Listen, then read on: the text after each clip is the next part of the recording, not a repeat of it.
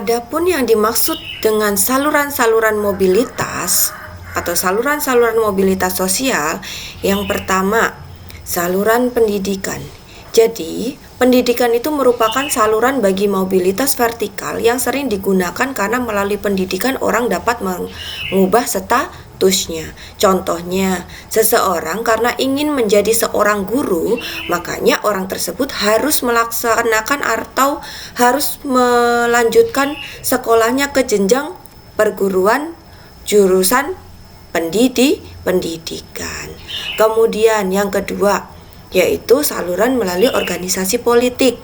Contohnya, orang yang meniti perjuangan karir di organisasi politik dari tingkat rendah sampai ke tingkat tinggi. Nah, melalui perjuangan politiknya tersebutlah seseorang itu dapat meningkatkan derajatnya atau dapat merubah kedudukannya atau melaksanakan mobilitas sosial. Contohnya, presiden pertama kita yaitu I.R. Soekarno. Melalui perjuangan politiknya atau melalui organisasi-organisasi politiknya sehingga membuat I.R. Soekarno, karena I.R. Soekarno ini kinerjanya bagus, dinilai dalam organisasi politik tersebut kinerjanya bagus, I.R. Soekarno dipercaya sebagai presiden pertama Republik Indonesia. Jadi seseorang itu dianggap dapat melaksanakan mobilitas sosial itu dilihat dari kinerjanya yang bagus dalam organisasi politik. Yang ketiga, organisasi ekonomi. Jadi organisasi yang bergerak itu antara lain dalam bidang perusahaan ataupun jasa umumnya memberikan kesempatan seluas-luasnya bagi seseorang untuk mencapai mobilitas vertikal.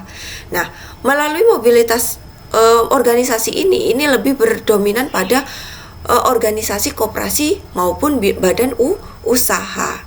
Jadi seseorang itu dapat melaksanakan atau melakukan mobilitas sosial itu melalui organisasi ekonomi. Organisasi ekonomi ini contohnya ada koperasi, ada badan usaha, dan sebagainya. Yang ketiga, saluran mobilitas sosial itu dilaksanakan melalui organisasi profesi. Contoh organisasi profesi tersebut, yang pertama ada PGRI, yaitu Persatuan Guru Republik Indonesia. Itu profesinya bagi seseorang profesinya sebagai seorang guru. Jadi yang awalnya orang tersebut hanya sebagai guru IPS, kemudian pengen menjadi ketua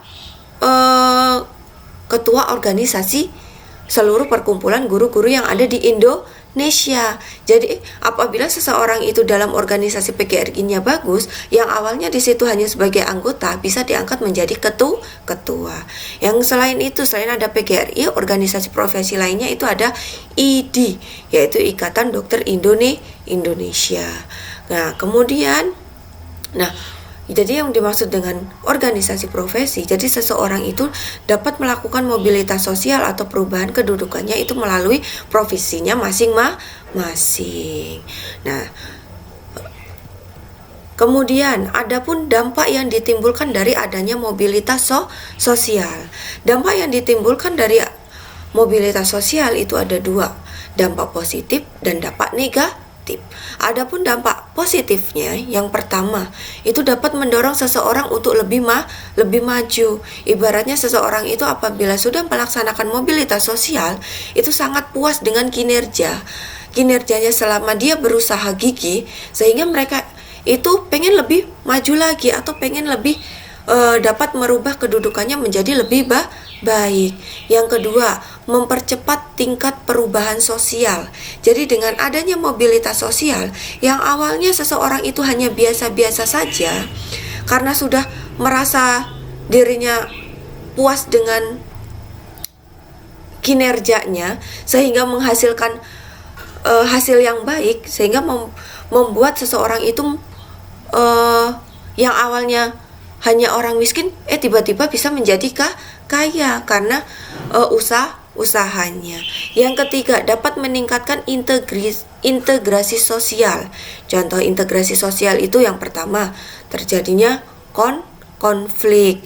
Jadi yang awalnya dulunya dia itu orang kaya, orang kaya yang sombong sehingga merendahkan orang yang miskin. Karena adanya perubahan sosial, akhirnya orang yang kaya ini hatinya semakin berubah. Yang dulunya sombong sekarang menjadi rendah hati. Yang kedua, gangguan psikologis. Kalau gangguan psikologis ini biasanya itu perubahan sosial. Yang dulunya dia ini orang kaya, kemudian berubah menjadi orang yang miskin. Jadi yang dulunya sombong, hidupnya berkecukupan. Nah, karena perubahannya drastis menjadi orang miskin, sehingga orang ini menjadi stres, tidak dapat menerima perubahannya. Yang dulunya serba berkecukupan, sekarang serba kekurangan.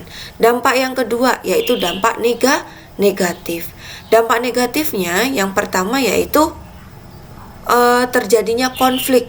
Contohnya, jadi perubahan seseorang yang dulunya kedudukannya tinggi, kemudian sekarang menjadi rendah, sedangkan yang dulunya kedudukannya rendah menjadi tinggi, itu akan berdampak terjadinya konflik. Konfliknya itu ada perselisihan, jadi ada permusuhan antara orang yang dulunya pemimpin sekarang menjadi pegawai. Itu terjadi perselisihan antara yang dulunya pegawai sekarang menjadi pemimpin karena muncul sifat iri dengki. Yang kedua itu hampir sama yang tadi yang sudah Ibu jelaskan, yaitu gangguan psikologis.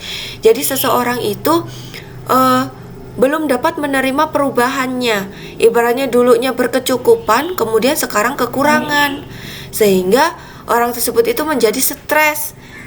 Jadi belum dapat menerima perubahan tersebut. Jadi berikut yang dimaksud dengan dampak positif maupun dampak negatif.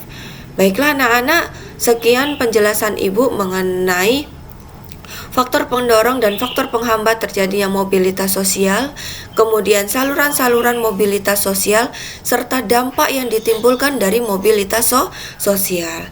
Jadi untuk pertemuan minggu lalu dan pertemuan hari ini, kita hanya akan membahas materi tentang mobilitas sosial.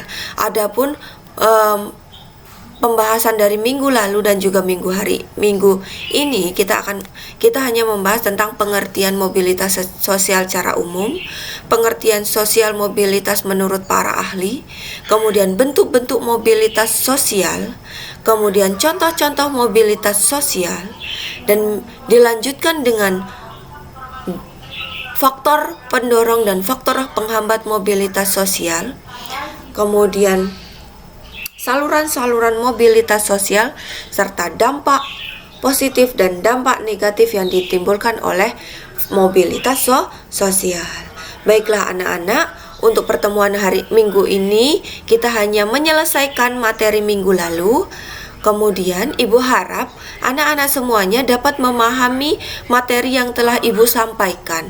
Apabila ada penyampaian materi yang susah untuk dipahami atau yang kurang jelas, bisa ditanyakan melalui via WhatsApp maupun melalui forum di Google Classroom. Nah anak-anak, Ibu harap setelah anak-anak menyimak materi yang Ibu jelaskan, Ananda semua itu dapat mengisi daftar hadir yang sudah Ibu siapkan di Google Classroom. Kemudian untuk pertemuan yang selanjutnya atau pertemuan minggu depan, kita akan melaksanakan uji kompetensi mengenai materi mobilitas sosial. Untuk hari ini kita hanya akan membahas faktor pendorong dan faktor penghambat serta dampak yang ditimbulkan dari mobilitas sosial. Bagi anak-anak yang kurang memahami atau yang kurang paham atas materi yang Ibu sampaikan melalui video ini, bisa langsung ditanyakan melalui chat pribadi di via WhatsApp maupun di forum Classroom. Baiklah anak-anak, sekian pertemuan kita hari ini. Kurang dan lebihnya Ibu mohon maaf, dan kepada Allah Ibu mohon ampun. Ibu akhiri, wassalamualaikum warahmatullahi wabarakatuh.